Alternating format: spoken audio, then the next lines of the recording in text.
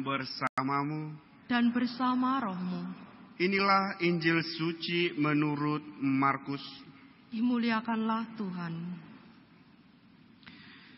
Pada suatu hari, Yesus berangkat meneruskan perjalanannya. Datanglah seorang berlari-lari mendapatkan dia dan sambil berlutut di hadapannya ia bertanya, "Guru yang baik, apa yang harus kuperbuat untuk memperoleh hidup yang kekal?" Jawab Yesus kepadanya, "Mengapa engkau katakan aku baik? Tak seorang pun yang baik selain Allah. Engkau tentu mengetahui perintah-perintah ini. Jangan membunuh, jangan berzina, jangan mencuri, jangan memberi saksi palsu, dan jangan menipu orang. Hormatilah ayahmu dan ibumu." Lalu kata orang itu kepada Yesus, "Guru, semuanya itu telah kuturuti sejak masa mudaku." Tetapi Yesus memandang dia dan mengasihinya, lalu berkata kepadanya, "Hanya satu lagi kekuranganmu. Pergilah, jualah apa yang kau miliki dan berikanlah itu kepada orang-orang miskin. Maka engkau akan beroleh harta di surga. Kemudian datanglah kemari dan ikutlah aku." Mendengar perkataan Yesus, mukanya muram, lalu pergi dengan sedih, sebab banyak hartanya. Lalu Yesus memandang murid-murid di sekelilingnya dan berkata kepada mereka, "Alangkah sukarnya orang yang banyak harta masuk ke dalam kerajaan Allah." Murid-murid tercengang mendengar perkataannya itu.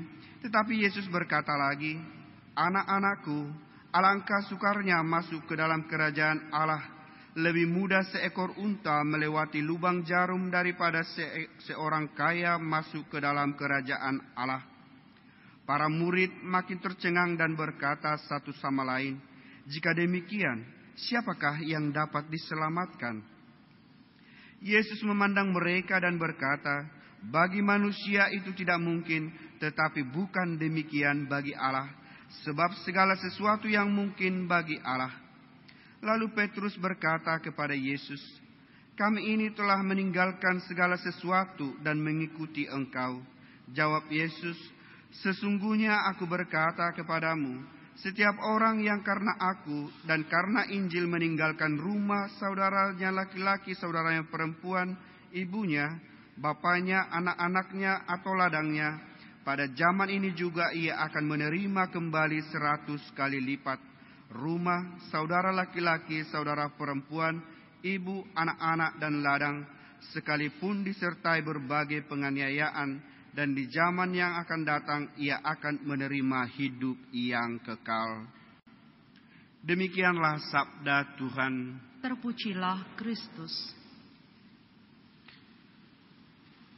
Saudara-saudaraku yang terkasih, 3 bacaan ini mengajari kita tentang cinta. Bacaan pertama lebih berkisah bahwa kebijaksanaan itu lebih berharga daripada harta. Karena kebijaksanaan itu tidak akan hilang. Hal yang sederhana.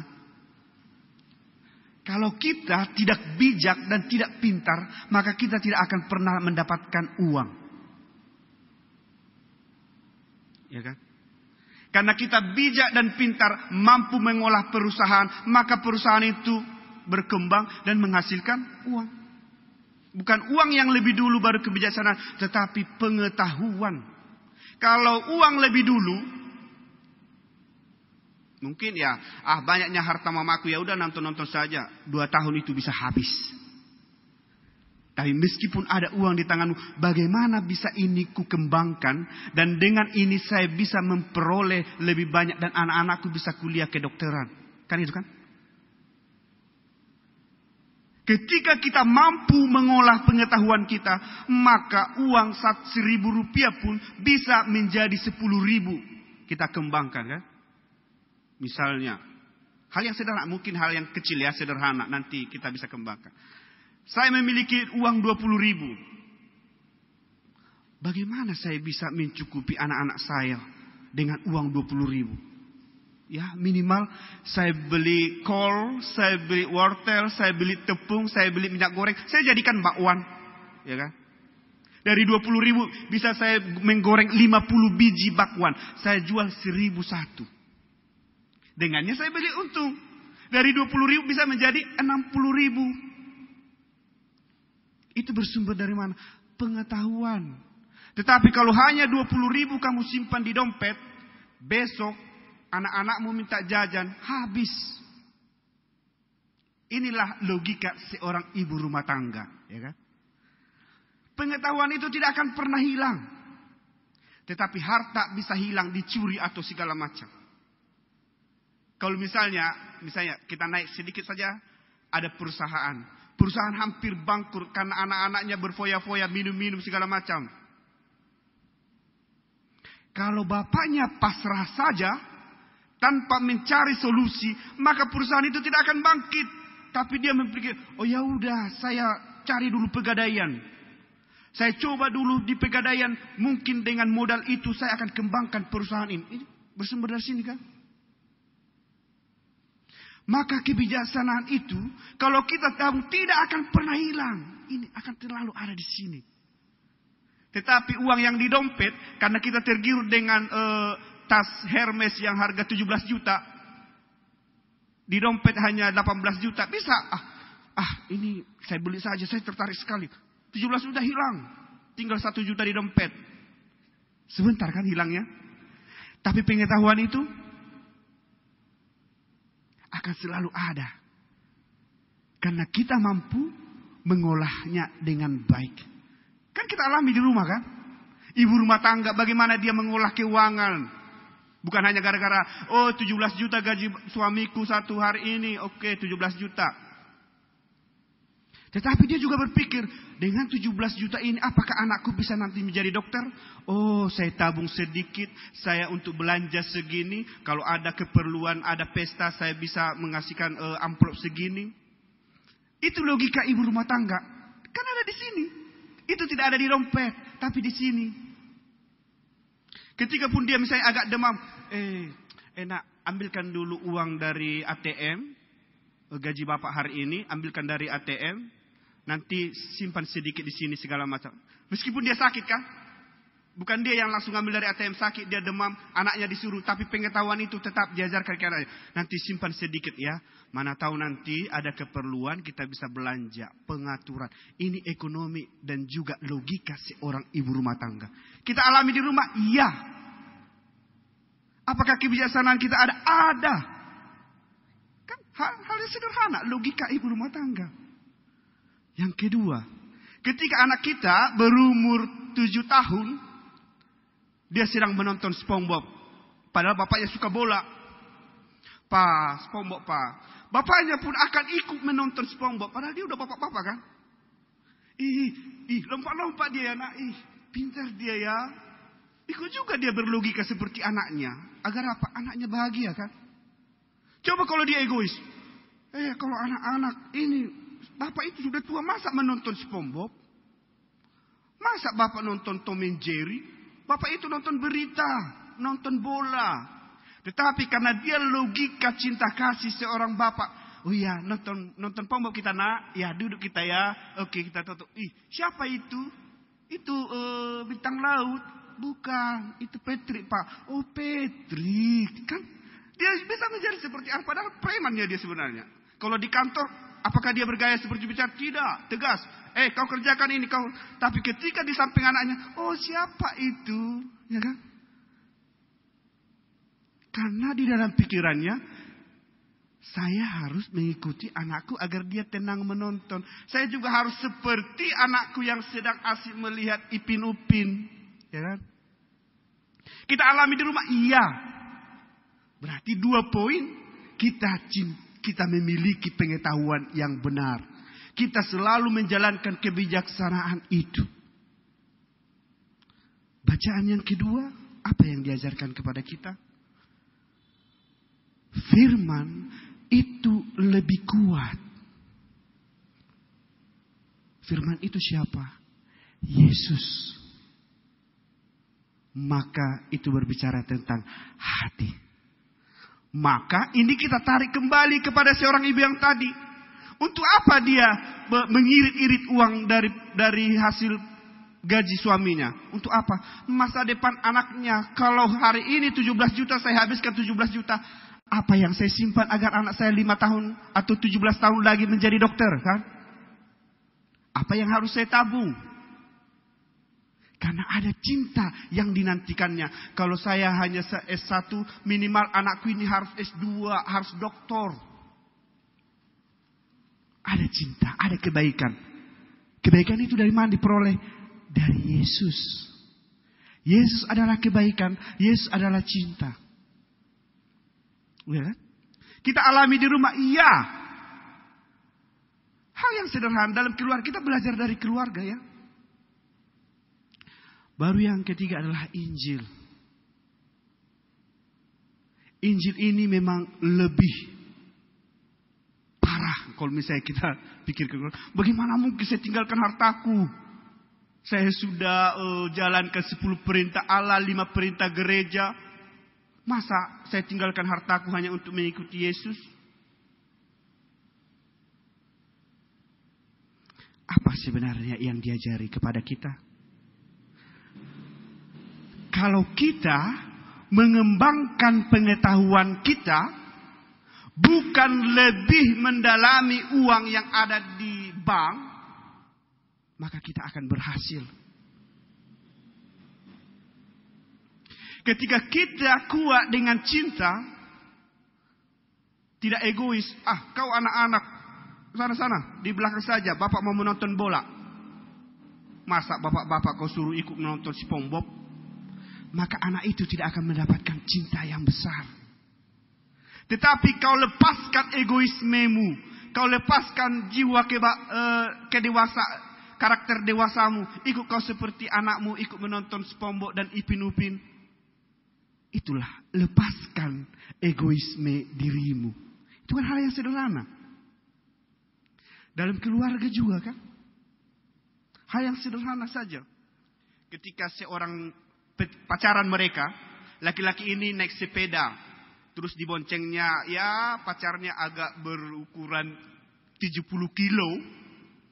Ketika jalannya naik ke atas, dia naik sepeda, udah capek dia.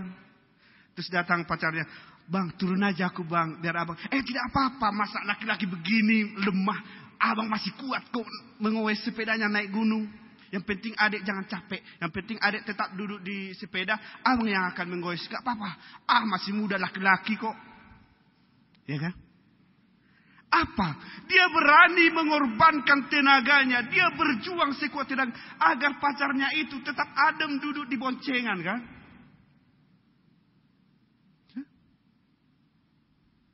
Dia berjuang melepaskan semua tenaganya. Bayangkanlah naik begini, naik sepeda kan. Udah oleng-oleng hampir kiri kanan itu kan. Tapi dia mengatakan kepadanya, tidak apa-apa deh, abang masih kuat. Yang penting adik tetap baik duduk di situ. Tapi coba kalau udah berkeluarga, hanya kurang ajinomoto di sayur, apakah kita marah?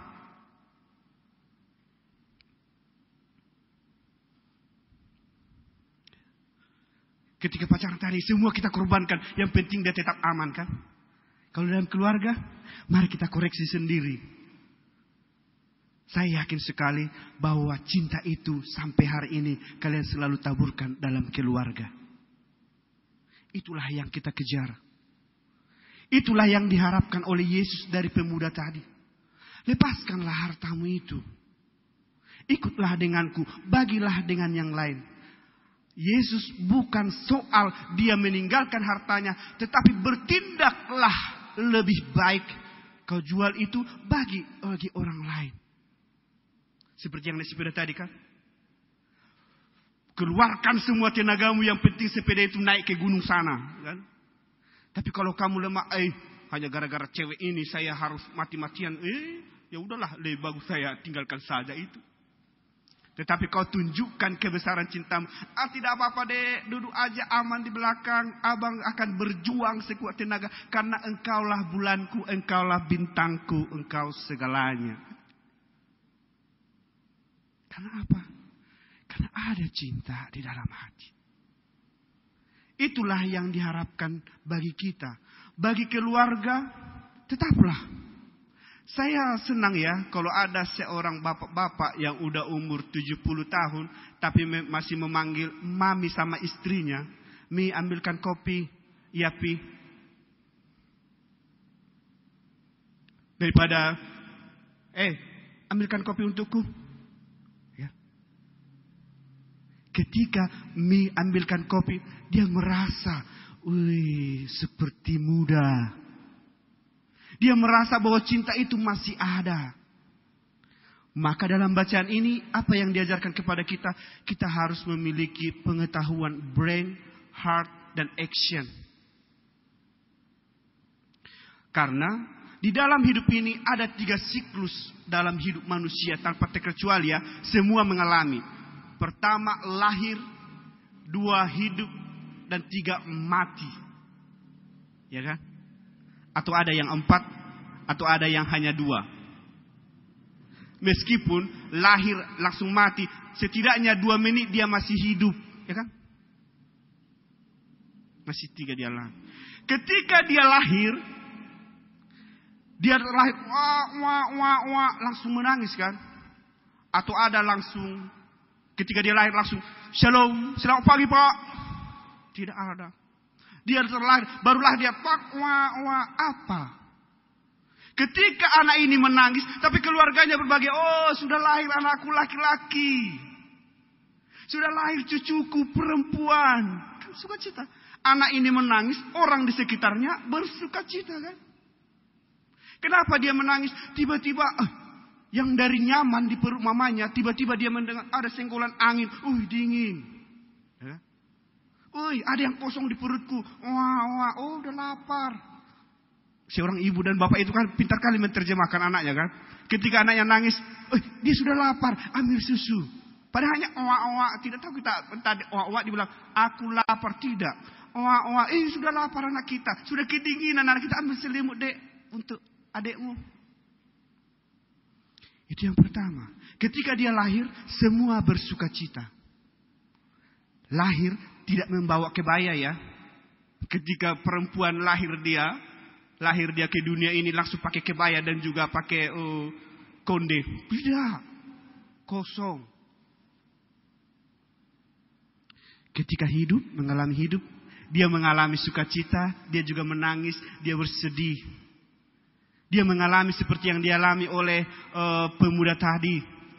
Dia juga mengalami kekayaan, dia juga mengalami kemiskinan, dia juga pintar, dia mampu mengolah kehidupan seperti kita sekarang ini. Ketika yang ketiga, mati. Dia meninggal. Dia meninggal. Orang yang di sekitarnya itu menangis. Aduh, kok cepat sekali bapak itu meninggal. Aduh, kakek sudah meninggal. Aduh. Dia tersenyum karena berjumpa dengan Allah. Orang yang di sekitarnya menangis, bersedih karena kehilangan cinta. Ketika engkau baik di dunia, orang akan banyak yang menangis. Ketika engkau tidak baik di dunia, orang akan banyak biasa saja. Dan inilah yang dikatakan dalam Injil itu. Engkau akan mendapatkan lebih banyak ketika kamu mencintai di dunia. Engkau akan lebih banyak mendapatkannya.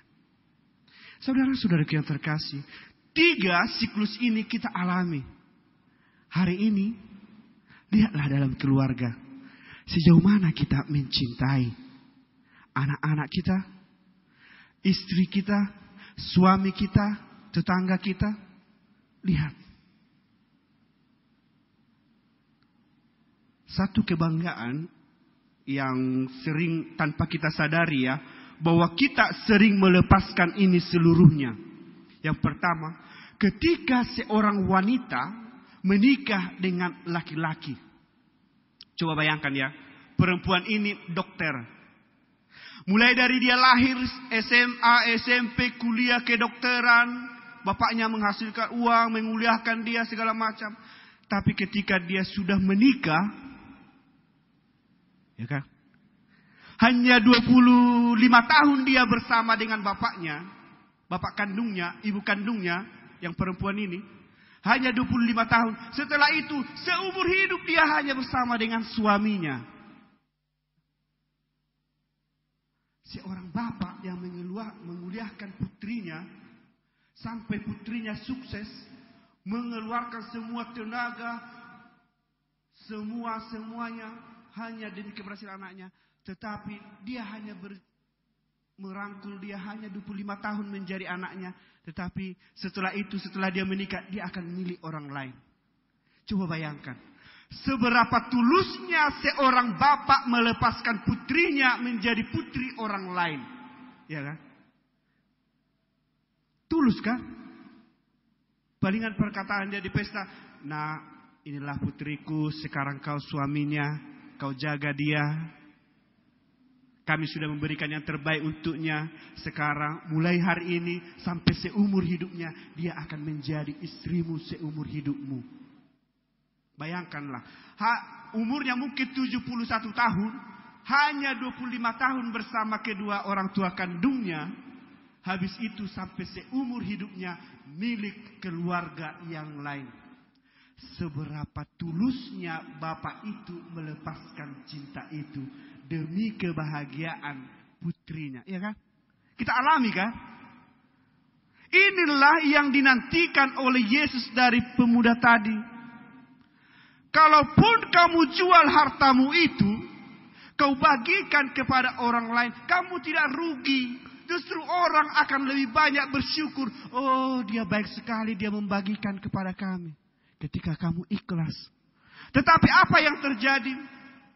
Wah, bagaimana mungkin? Saya sudah berjuang, saya sudah mengumpulkan ini. Saya bagi-bagi pula dengan cuma-cuma kepada orang lain. Yesus hanya menantikan, tunjukkanlah tindakanmu yang sesungguhnya. Ketika engkau mengikuti aku karena cinta, bagikanlah cinta itu bagi yang lain. Sama dengan seorang bapak yang tadi. Dia bersyukur dia memiliki putri yang cantik dan sudah menjadi dokter. Tapi dia juga harus berani melepaskannya untuk menjadi milik suami anaknya sendiri. Seberapa tulusnya cinta seorang bapak kan? Karena biasanya kan, bapak ini adalah cinta pertama seorang putri kan? Ingat, di dalam keluarga kita juga sering ternyata kita lakukan itu. Sering kita lakukan itu karena apa? Cinta itu begitu besar. Kalau kita merangkul putri kita sampai seumur hidupnya, dia tidak akan bisa membina keluarganya yang baru. Itu logika kita ya, sebagai keluarga ya. Tetapi logika Allah, bagi Allah tidak ada yang tersembunyi.